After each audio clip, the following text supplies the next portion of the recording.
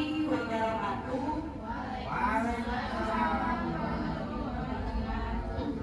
Selamat pagi Bapak Ibu sekalian. Salam bahagia dan salam sejahtera untuk kita semua. Baiklah, yang saya hormati Ibu Kepala SMP Negeri 13 Kecil, Ibu Amor Fitri SPDR, dan yang saya hormati Bapak Ibu Dewan Guru beserta staf tata usaha SMP Negeri 13 Kecil, dan yang saya hormati pemateri kita untuk hari ini Ibu Mona Lisa Alros SPD. Baiklah, segala puji bagi Allah Subhanahu wa Ta'ala karena berkat-Nya lah kita semua masih diberi kesehatan dan bisa berkumpul di sini bersama untuk membahas tentang rencana tindak lanjut diseminasi PKG Pejok Fungsi Banyuasin. Baiklah Bapak Ibu sekalian, untuk mengawali acara hari ini, marilah kita bernyanyi bersama. Kepada Bapak Ibu sekalian dimohon untuk berdiri.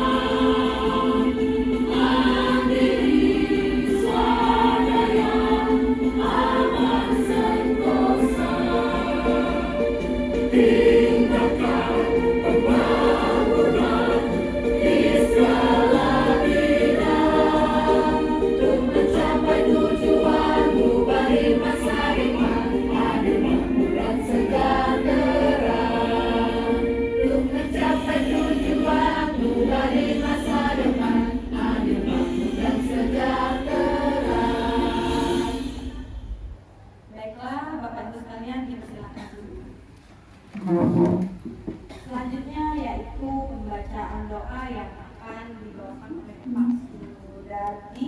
Kepada Pak Sudardi dipersilakan.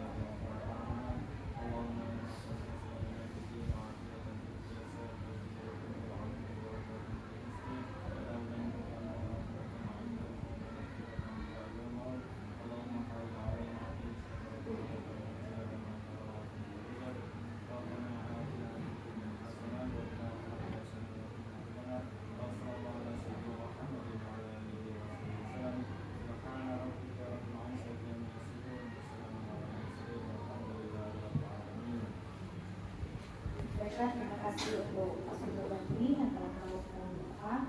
Selanjutnya itu kita sambutan dari Kepala SMP Negeri 13 Baitur kepada Ibu Amor.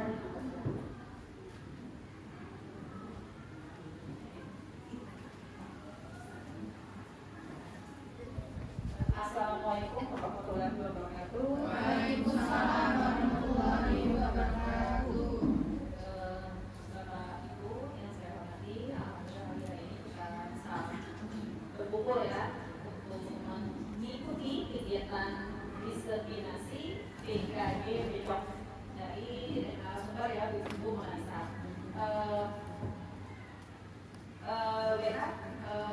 Tentunya kegiatan yang diadakan ini akan memberikan manfaat kepada kita ya, lebih umumnya kepada kita sebagai guru, karena kita pun tentu tetap bisa melakukan kegiatan kepada anak dan guru, khususnya kepada guru di jawabannya tersendiri di rumah kita. Nah, harapannya setelah mengikuti BKG Pejok ini, kegiatan kita di sekolah, kegiatan belajar mengajar kita jadi lebih baik lagi, dan juga kegiatan fisik ya. Kita setiap guru ini juga bisa menerapkannya. Baiklah itu saja yang bisa saya sampaikan. Wassalamualaikum warahmatullahi wabarakatuh. Baiklah Bapak Ibu sekalian, selanjutnya acara inti kita yaitu membahas rencana tindak lanjut diseminasi PKG Bejok oleh Ibu Monalisa Almas SPD. Pada Ibu Monalisa dipersilakan. Assalamualaikum warahmatullahi wabarakatuh. Selamat pagi Bapak-bapak, Ibu. Semangat semua. Alhamdulillah. Saya hormati dulu Ibu Kepala Sekolah SMP Negeri 13 Baitur, Ibu Asma Fitria SPDGR, dan guru-guru dan staf yang saya cintai. Jadi kita lanjut saja, tidak memperoleh kalimat. Saya mau menyampaikan RTL saya, rencana tindak lanjut saya selama saya 1 minggu di Sekayu, ada acara diseminasi PKG PJOK Murba. Nah, jadi selama 1 minggu itu kami dilatih, dididik sama fasil saya itu Kak Habibila SPD, beliau dari SD di Kelapa. Jadi dia yang akan menyampaikan materi, cara pelaksananya seperti apa. Kami sebagai peserta mengikuti kegiatan tersebut dari awal hari Senin sampai hari Sabtu. Jadi selama kami di sana, pada hari pertama kami pembukaan kami besoknya langsung ke materi tentang PJOK. Jadi PJOK ini biasanya yang saya alami sebelum adanya PKG Bejok, bahwanya materinya itu saja. Nah, yang di dalam buku kita kembangkan. Tapi sekarang di PKG Bejok ini modelnya sekarang mungkin memang bagus kita terapkan kepada anak-anak. Guru-guru pun juga bisa diterapkan juga untuk kegiatan aktivitas gerak ini. Jadi RPL saya ini tentang RPL berbasis proyek Pejok, permainan sederhana untuk meningkatkan gerak dasar lokomotor dan kerjasama peserta didik. Nah, di situ kebanyakan anak-anak kita sekarang ini gerak itu pasti malas. Kebanyakan lebih enak duduk di pinggir lapangan, enak ngomong-ngomong, enak berbicara, enak bergosip sama kawannya. Nah, sekarang kita kita sebagai guru ingin membuat suasana itu lebih dari yang kita tidak duga. Nah, misalkan yang biasanya kita dari cuma ngasih bola ke anak-anak, sekarang kita cuma kita sekarang bikin kayak seperti permainan. Nah, mengadu nyali mereka, kamu bisa atau tidak. Nah, dibikinkan seperti permainan kecil. Nah, kita Lanjut ya. Nah, di sini ada pertanyaan menarik. Apa saja contoh gerak lokomotor? Yang kedua, mengapa kegiatan pola gerak dasar lokomotor perlu dilakukan secara teratur? Nah, di sini mungkin ada tahu Bapak Ibu itu lokomotor apa? Ya, ada yang tahu? Gerakan kayak berpindah-pindah. Iya, benar. Lokomotor itu adalah gerakan yang berpindah-pindah tempat. Ya. Terus yang kedua, mengapa kegiatan pola gerak dasar lokomotor perlu dilakukan secara teratur? Nah, kenapa? Karena lokomotor ini biasanya banyak hari. Nah, guru-gurunya atau anak-anak muridnya malas bergerak. Setidaknya kalau untuk pagi-pagi, nah gerak lokomotornya di rumah kalau malam, dia sudah lari di tempat, nanti kecil-kecil bolak-balik. Nah, itu sudah berkeringat. Kalau ingin melakukannya, boleh dijeda misalnya berapa kali, nanti revisinya berapa. Nah, itu akan dengan gerak sedikit saja keringat sudah keluar. Jadi usahakan buat guru-guru dan anak-anaknya, nanti mungkin saya pada saat nyampe di kelas akan membicarakan kalau lokomotor ini, bahwasanya lokomotor ini untuk badan itu sehat, jiwa kita sehat, mental kita juga sehat. Ya Ibu ya. Ini kita lanjut ke pembelajaran berbasis proyek gerak dasar lokomotor. Pada pembelajaran yang bertujuan untuk meningkatkan kemampuan motorik dasar. Terus gerak dasar lokomotor adalah gerakan yang dilakukan untuk memindahkan tubuh dari satu ke titik lain menggunakan anggota badan yang betul kata Ibu Iswi tadi. Nih ada latar belakangnya. Dari pembelajaran kami dipegang tadi pakai Kalbejo, konsep pendidikan Kiai Haji Dewantara, mendidik dan mengajar adalah proses memanusiakan manusia sehingga harus memerdekakan manusia dan segala aspek kehidupan baik secara fisik, mental, jasmani dan rohani. Undang-Undang Nomor 36 Tahun 2009 tentang kesehatan bugar adalah kemampuan tubuh untuk melakukan kegiatan sehari-hari dengan penuh energi dan setelah menyelesaikan kegiatan tersebut masih memiliki semangat dan tenaga cadangan untuk melewati waktu senggang. Terus minat berolahraga murid di sekolah saya tinggi. Tentunya ini merupakan modal yang dapat dikembangkan oleh sekolah untuk memfasilitasi minat dan kepemimpinan murid. Selain itu juga didukung dengan adanya aset fisik dan manusia. Nah, di sini tujuan program saya di ATL saya itu yang pertama, membuat siswa aktif terlibat dalam proses pembelajaran.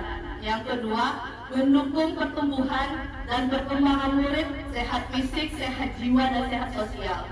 Yang ketiga, karakter building yaitu profil pelajar Pancasila. Yang keempat, meningkatkan kekuatan otot, fleksibilitas, dan daya tahan tubuh. Yang kelima, melatih kelincahan dan ketangkasan. Yang keenam, melatih keterampilan dan keberanian dalam melakukan suatu gerakan. Nah, di sini Bapak Ibu, yang sering saya lihat ya, di bagian poin terakhir, melatih keterampilan dan keberanian dalam melakukan suatu gerakan. Kebanyakan ini yang anak cewek yang tidak mau sama sekali untuk melakukan olahraga itu secara semangat, masih malu timid ini jelas. Nah, sekarang kita bagaimana cara melakukan anak cewek itu, anak perempuan itu dia tidak malu-malu gitu. Nah, jadi cowok dan cewek itu sama, tapi ibaratnya karena mungkin masih ada rasa malu, masih ada tidak merasa percaya dirinya itu, jadi kita sebagai guru membangkitkan, mendekatkan diri lagi. Bagaimana, apa sih permasalahan, kenapa kamu tidak berani, kenapa kamu tidak mau melakukan gerakan tersebut. Bahwasanya kamu itu, mungkin kita sebagai guru mungkin memberikan motivasi ya, kamu itu pasti bisa gitu kan. Masa kawan yang lain tidak bisa, apalagi mohon maaf seperti anak yang berbadan besar. Nah, seperti itu pasti malas untuk bergerak. Nah, dari situlah kerja berat PR untuk guru PJOK itu bagian anak yang berbadan besar. Bagaimana cara niat untuk melakukan mengurangi obesitas mereka. Nah, di sini ada capaian, langkah-langkah dan hasil yang diharapkan untuk tiap tujuan. Nah, yang pertama membuat siswa tadi, yang kedua juga 3, 4. Nah, melatih ini tambahan di sininya itu mendukung pertumbuhan dan perkembangan murid serta penerapan budaya positif. Gemar berolahraga dengan capaian sehat jasmani, rohani dan sehat jiwa. Terus merasa senang dan bahagia datang ke sekolah serta menerima kekurangan dan kelebihan diri dan temannya yang saya bilang tadi Bapak Ibu. Terus tambah lagi, ini guru berperan sebagai fasilitator dalam aktivitas gerak dengan melakukan pengawasan pertimbangan terkait dengan kemampuan murid SMP. Maaf saya tipe murid SMP sesuai dengan masa pertumbuhannya. Terus fokus utamanya adalah menambahkan nilai-nilai positif profil pelajar Pancasila yang sejalan dengan nilai Boskonia, sehingga diharapkan dengan beragam kegiatan olahraga tersebut murid-murid berkolaborasi secara rutin mengamalkan nilai-nilai profil pelajar Pancasila yang nantinya membentuk budi pekerti. Nah, struktur program dan mitra saya. Yang pertama, kegiatan ini dapat dilaksanakan oleh semua jenjang untuk jenjang sekolah menengah pertama, tetapi fokus saya pada kelas 7. Tidak menutup kemungkinan program ini akan dilaksanakan juga pada kelas 8 dan kelas 9. Jika program ini berkelanjutan, maka dianggap perlu melibatkan kelas atas. Minimal mereka mendapatkan pengalaman dari melihat adik kelasnya, memimpin kegiatan, berkolaborasi, juga aktif bergerak untuk memperkuat kemampuan gerak dasar atau fundamental movement. Nah, di sini kebanyakan ya anak kelas 8 sama anak kelas 9 itu kan ibaratnya sudah senior. Nah, dilihat adik-adiknya untuk mami masih apalah baru kelas 7. Nah, di sini kita akan fokus ke kelas 7 dulu, karena bagaimana jiwa yang masih jiwa SD kita bangkitkan untuk jiwa SMA atau jiwa remaja bisa memimpin. Biarpun aku masih tamat dari kelas 6, aku bisa membuktikan dengan kata-kata kelas aku tuh bisa. Lanjut yang kedua, dalam beberapa kegiatan mereka bisa dilibatkan sebagai juri mengkondisikan fasilitas atau tempat. Terus program mingguan, senam massal atau senam kita bersama di sekolah di hari Sabtu. Terus sebagian kebiasaan positif yang sudah ada, atau membersihkan lapangan, atau membuang sampah, bergotong royong. Terus program tengah tahun atau tahunan yaitu perlombaan antar kelas atau sport day.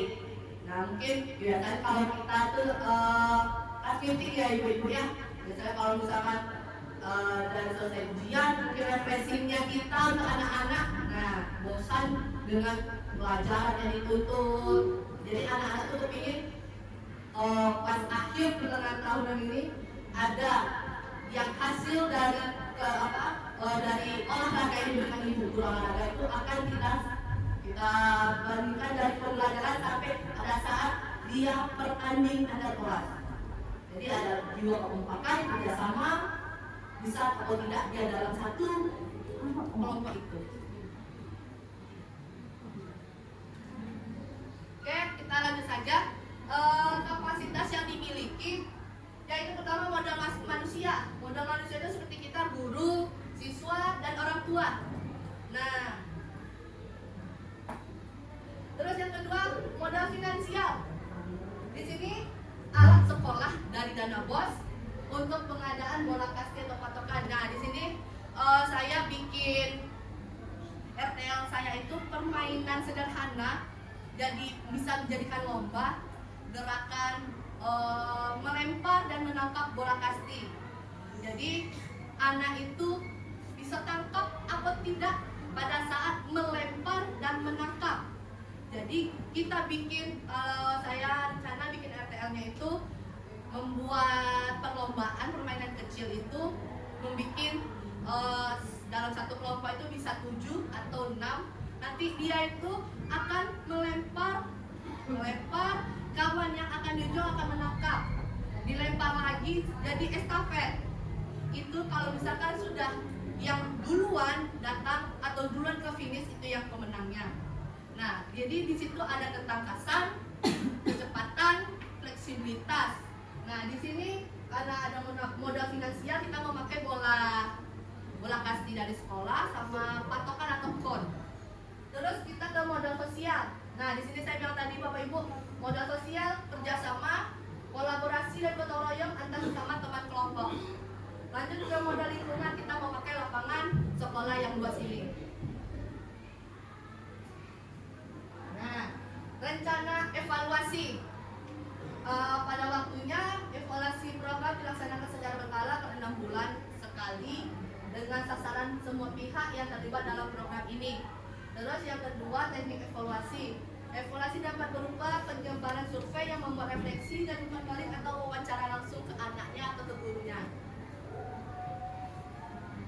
Kemungkinan tantangan ini cuaca. Nah, memang ya di tempat kita ini cuacanya kadang hujan, kadang panas. Pada saat kita nak pelaksanaan pertandingan pertengahan tahun itu pasti kendalanya kita pasti cuaca yang pertama, yaitu cuaca saat terjadi cuaca buruk, hujan, panas terik. Nah, kegiatan dapat ditunda untuk yang dilaksanakan rutin mingguan, bisa pindah hari atau bisa dilanjut pada minggu selanjutnya. Begitu juga dengan semesteran atau tahunan. Terus yang kedua, kegiatan sekolah yang bentrok. Nah, kita ini kan memang banyak seperti hari guru, hari Pancasila kan, kegiatan sekolah yang bentrok. Keadaan ini sering saya temukan mengingat setiap tahunnya selalu ada kegiatan-kegiatan di luar agenda yang sudah ada. Sehingga dalam keadaan ini kita lihat mana yang lebih penting. Terus yang ketiga, alat rusak. Ini misalkan bolanya yang bola kasih sudah koyak, bolong. Nah, jadi alat rusak peralatan yang dimiliki sekolah ada kalanya rusak, tidak mungkin mendadak beli ya Bu Asti ya Bu Seria, mendadak beli, atau bisa dengan opsi meminjam kepada orang tua, kepada guru dan murid jika kebetulan ada orang tua murid yang memiliki. Jadi kita ibaratnya yang emergensinya kita cari tempat yang misalnya orang tuanya memang suka olahraga. Nah, jadi pinjam dulu boleh. Nah, karena itu kan tidak diminta kalau memang untuk alat itu rusak. Nah, timeline kami. Nah, yang biasa saya akan kerjakan ini setiap harinya melakukan engkel sambil mengutip sampah bagi yang kurang disiplin. Terus yang kedua, Sabtu senam bersama intrakurikuler PJOK, kita senam bersama guru dan murid-murid. Terus kegiatan tengah tahun, kalau satu tahunan, festival olahraga atau pertandingan antar kelas. Nah, saya ada pantun Bapak Ibu, beli kain buat kebaya merah hadiah pacar. Cukup sekian presentasi RTL saya. Semoga acara berjalan lancar. Terima kasih. Oke Bapak Ibu, sekian dulu hasil dari hasil presentasi saya. Kalau ada Bapak Ibu mau bertanya, silakan. Kalau bisa masih saya menjawab. Ada pertanyaan kan Bapak Ibu? Pas. Ada buku sekolah? Saya Bu, Iya. contoh gerakan berpindah-pindah tempat selain bermain pasti apa saja? Oh, kalau untuk olahraga yang tidak tercapai kayak Asti tadi itu bisa seperti permainan sepak bola. Kita ambil zigzag. Nah, kita dribbling. Tapi kan kebanyakan anak cewek yang kurang susah. Kalau tidak, kita ke bola basket. Bola basket pun bisa kita dribbling. Setidaknya anak cewek pasti bisa. Kita kasih kun ke beberapa patokan, nanti dia akan berputar, tapi dengan kegerakannya agak seperti cepat. Memang disuruh lincah, karena lokomotor itu kan berpindah tempat. Memang Bu Esi? Terima kasih buat Bu Esi. Ada lagi Bapak Ibu? Pas? Oke. Saya terima kasih buat guru-guru sudah mau menyisakan waktunya untuk saya. Semoga kita bekerja sama ya Bu ya untuk bimbingi anak, maupun karena kita banyak anak, karena kita luas halamannya, kalau bisa kita sama-sama menciptakan kegiatan olahraga itu sehat jiwa, sehat rohani, sehat fisik, dan sehat mental. Jadi gurunya sehat, waras, anaknya juga waras. Jadi Bu ya, saya tutup dulu. Assalamualaikum warahmatullahi wabarakatuh. Waalaikumsalam warahmatullahi